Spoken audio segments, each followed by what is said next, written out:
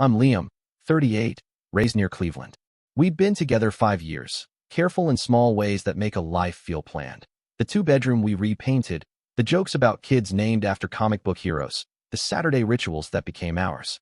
We picked Saturday, June 12, 2024, for the reception. White lights, my grandfather's watch in my pocket, her mother's blush napkins folded perfectly. I remember the florist tucking eucalyptus behind her ear the week before. That Friday night began at Carmine's on 7th, our booth by the window, at 8:10 p.m. The air smelled of garlic and wine. Her phone was face down. She tapped the menu without reading. Her knuckles tightened on the fork. I asked if she was okay. She breathed and said, "I can't do the wedding." The words made the table go quiet. People glanced over. The waiter stayed close. I nodded because saying anything felt like confirming a bad dream. At the table, the mood changed. She pushed her plate away and set her glass down deliberately. "I'm not happy," she said. She said she'd try to tell me. Then she said she'd been seeing someone else. The name hit before my chest could. Mark. Mark was a face from a picture on her feed. I'd noticed new perfume, a different laugh, small things that now fit a wider pattern. Her voice stayed calm. "I want more," she said. It wasn't pleading. It was a decision. She stood, paid the bill with trembling hands, left a $10 tip, and wrote 3 words in the receipt space. "I'm sorry." No explanation. No promise. She walked out beneath the sodium streetlight without looking back. Outside, the neon across the street pulsed. Her silhouette receded. I sat alone until the waiter cleared my plate. The city went on. 2 days later, the venue emailed. Change of plans. The PDF attached was a cancellation with her name. No call. No text. Just paperwork where a future used to be. For 2 weeks, I tried to be normal. I went to work, drank my coffee black, drove the same old route so the motions would feel familiar. Her mother left a voicemail, voice cracking as she explained refunded invitations and lost deposits. Practical grief has receipts. My grief felt like a bruise on the ribs. A week after that, a mutual friend posted a sunlit photo, her arm looped through marks, captioned "New Beginnings." Someone wrote, "Finally. About time." The image looked staged for happiness. I tore the invitation suite in half, kept the pieces in my pocket like proof I hadn't imagined it. I drove to the river where we'd once tossed coins and made promises, and I kept the torn paper instead of casting it away. I didn't yell. I didn't beg. I said nothing loud. That silence became its own answer. It left room for a different feeling to grow, patient, steady, and not hurried. It felt like the first step toward something I hadn't planned, a quiet plan that wasn't about getting her back, but about teaching a lesson few words could reach. The night she left, she thought she'd ended our story. She underestimated how silence can settle into resolve. Somewhere in that resolve, something began to turn toward what would later be called karma. I started keeping a notebook, noting dates and names and the details that had felt meaningless before. The notebook was not proof of revenge, much as a map of how I would move forward. For days after that night, I moved through the city like a man whose feet remembered a path his head refused to follow. The cancellation email sat in my inbox with a subject line that felt like a verdict. The PDF had her signature at the bottom. That tiny printed name was louder than any phone call she could have made. The first week blurred into routine. I woke, made coffee, worked, came home, fed the dog, repeated. Small rituals became anchors. I avoided mutual friends' questions and let messages pile up unanswered.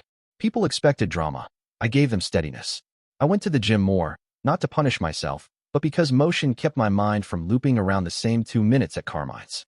I picked up painting again, the way some people run. It steadied me. Landscapes with broad strokes, nothing detailed. I found comfort in color that didn't demand a story. Her mother called one afternoon. Her voice was thin and fragile on the voicemail, the kind that sounds like it's been folded into itself. She said the wedding was off, that they had tried to reach me, and that Claire, she used her name, the one we'd used at home, was sorry. The message had the cadence of practical things. Refunds processed, deposits lost, guests notified. It read like an attempt at making consequences smaller. I listened twice and then deleted it. Deleting felt better than replying. A mutual friend's story arrived the next week, a bright photo of Claire with Mark. They looked staged for a life I had expected to grow into. The caption said "New Beginnings." Comments rolled in, some kind, some congratulatory, one blunt, "About time." I stared at the screen long enough to memorize the tilt of her head. Then I closed the app and went outside to tear our invitation suite in half. Paper tore like a promise, jagged and final. I kept the pieces in my pocket. They were heavy in a way that mattered. After that, things split into 2 tracks. One was the practical rebuilding of a life that had been paused. I started volunteering, first to fill hours that felt too long at night, then because it felt right. The animal shelter became a place where hurt had rules and recovery had steps. I painted, and the canvases began to pile up. I slept better. I dated casually without naming anything, the way people test the waters before deciding to swim. The other track was quieter. I began keeping a small notebook, not to stalk or pry, but to map out boundaries and to keep track of events that had once been blurred by grief. Dates, names, times, small details I wrote down like anchors. The notebook became a ledger of truth, what happened, when it happened, what I learned. It was a way to turn emotional noise into simple facts. Facts are harder to deny than feelings. People told me to talk, to scream, to confront. I had already tried every loud reaction in my head. Silence felt like the only honest reply that night in the restaurant. It wasn't a surrender. It was a kind of refusal to participate in a drama that would leave me smaller. I wanted something steadier than theatrics. I wanted consequences that fit the actions, not a scene that would be performed and then forgotten. That steadiness turned into a kind of slow pressure. I noticed how small choices ripple outward. Returning favors did not mean being polite for the sake of politeness. It meant setting firmness around what I would let into my life. I canceled plans with people who wanted gossip, not closure. I stopped sharing our photos. I changed my passwords. These were small acts, and they felt like rearranging furniture after someone leaves. The house doesn't change, only what you sit on does. Then life offered its own ironies. Months later, word spread that Mark had become a different kind of news.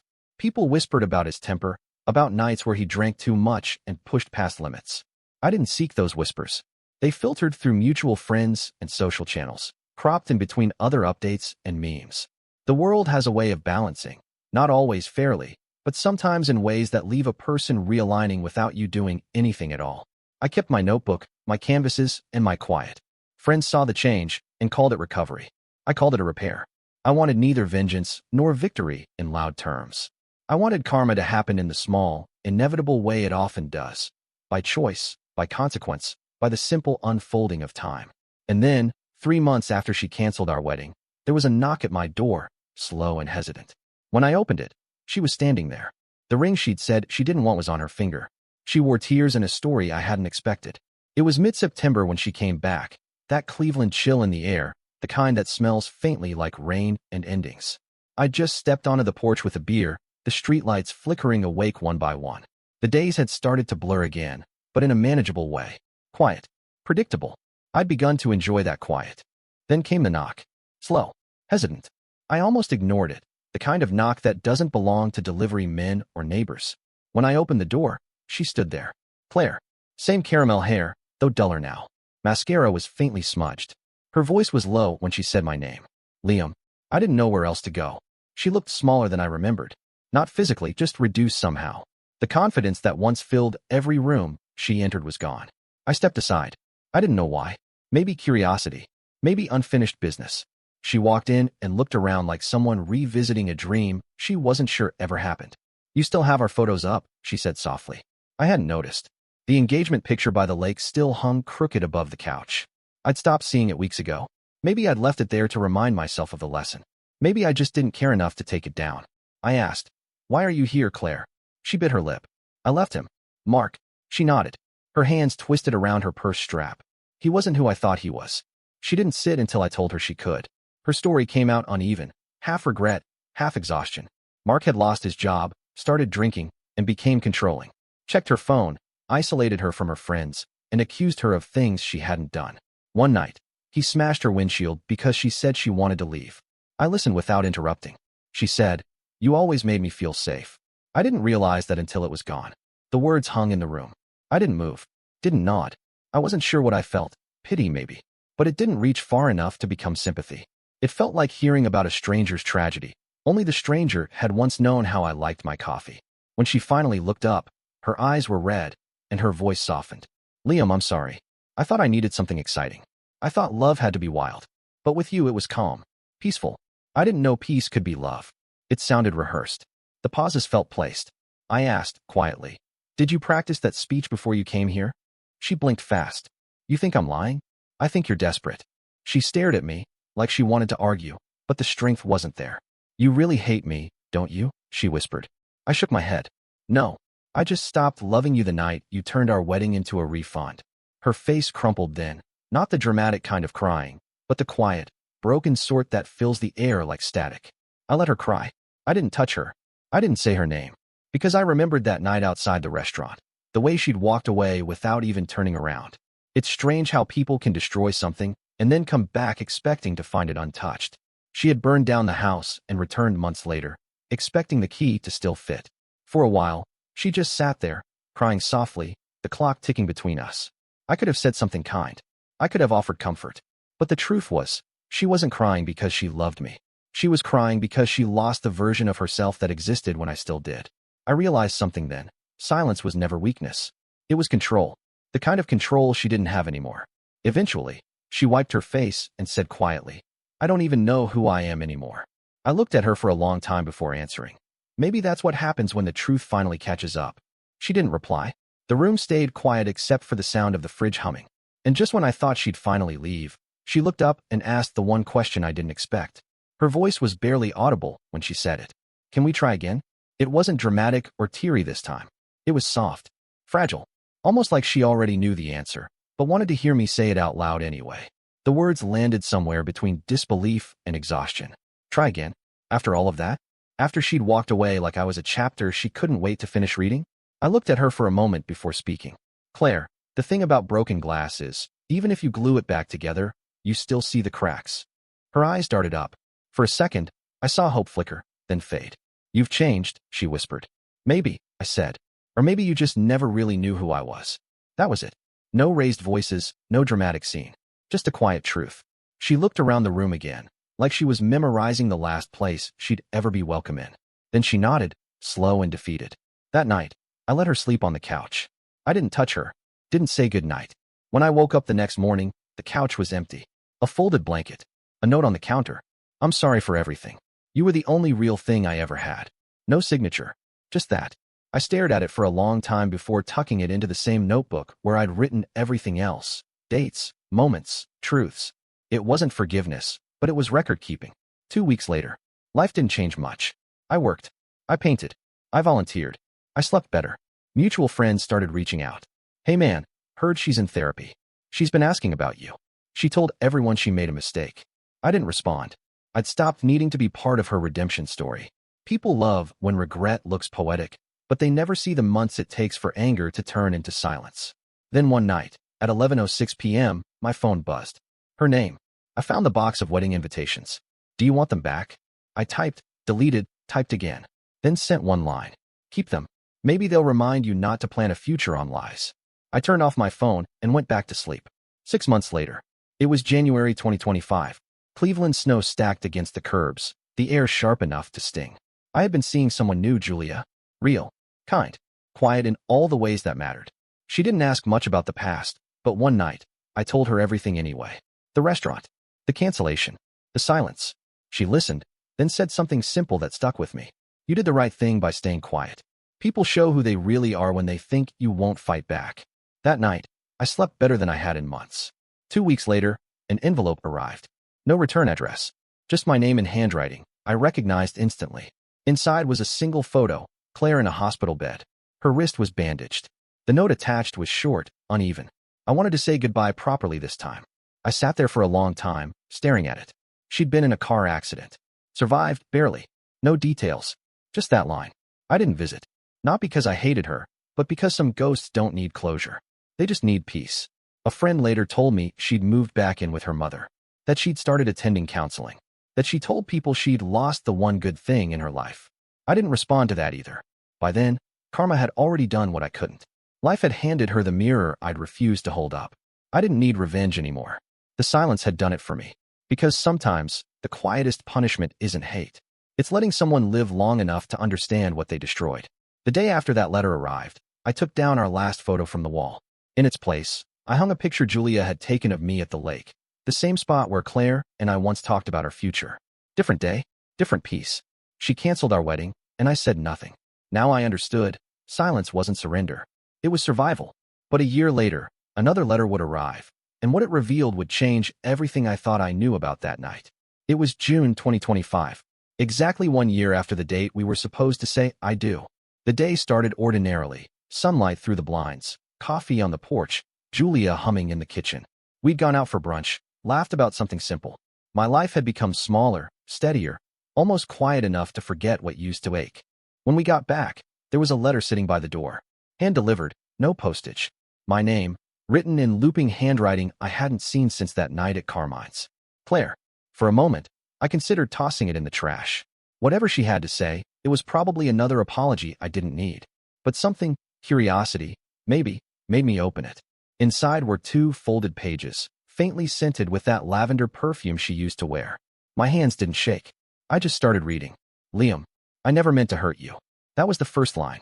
The same 5 words that had started so many hollow messages from her before. But what followed was different. It wasn't an apology. It was a confession. I didn't just leave you for Mark. I left because I thought I didn't deserve you. You were calm in a world that rewards noise. You gave me patience when I only knew chaos. Mark made me feel like I was chasing something, like love had to burn to be real. You offered peace, and peace terrified me. I paused. Her handwriting was shaky, uneven. The words felt less like a letter and more like a truth she'd been avoiding. The night before I told you I couldn't do the wedding. I wasn't with Mark. I was at the doctor's. I found out I might not be able to have kids. I panicked. I thought you'd leave if you knew. Mark told me that you'd only stay out of pity. He said no one wants a broken future. I believed him. I read that line 3 times. The words hit quietly, not like a punch, but like a slow realization. All those nights I'd replayed her betrayal, imagining her laughing with him. She'd been sitting in a clinic, scared out of her mind. Still, it didn't excuse what she'd done, but it changed what it meant. When you stayed silent that night at Carmine's, I told myself you didn't care. Now I understand. Silence is what love sounds like when it's done explaining. That line stopped me. I thought about every moment I'd chosen not to respond, not to chase, not to scream. She finally understood what that quiet had meant. The end. Her last paragraph read like something written by someone trying to make peace with their own ghosts. I'm not asking for forgiveness. I just wanted you to know the truth before I disappear for good. Please don't hate me. Hate changes people, and you were always too gentle to let bitterness live where love once did. And at the very end, goodbye, Liam. Thank you for teaching me that love isn't supposed to destroy. I folded the pages and set them down beside my coffee mug. Outside, the lake shimmered under the same sky where we once made plans for a future she'd run from. I didn't cry, didn't smile either. I just sat there, letting the air move through the room like a slow exhale after years of holding something in. Then I walked to the sink, struck a match, and held the edge of the letter to the flame. The paper curled, turned amber, then black. The smoke lifted and faded, like her voice finally leaving my life. I whispered 2 words as the last corner disappeared. Goodbye, Claire. I didn't tell Julia about the letter until days later. She listened quietly, then said, "You didn't need to reply. Sometimes peace means closing the door yourself." And she was right. I didn't reply. I didn't post about it. I didn't tell friends. I just let it go. Because that's what karma really is, not fire or vengeance or some grand payback. It's the moment you stop wanting anything from the people who hurt you. Claire spent a year learning what peace cost. I spent a year learning what silence gives back. She canceled our wedding, and I walked out like a ghost. But now I know, ghosts don't haunt because they want revenge. They linger until the truth finally sets them free. And when that letter burned, I stopped haunting that memory too.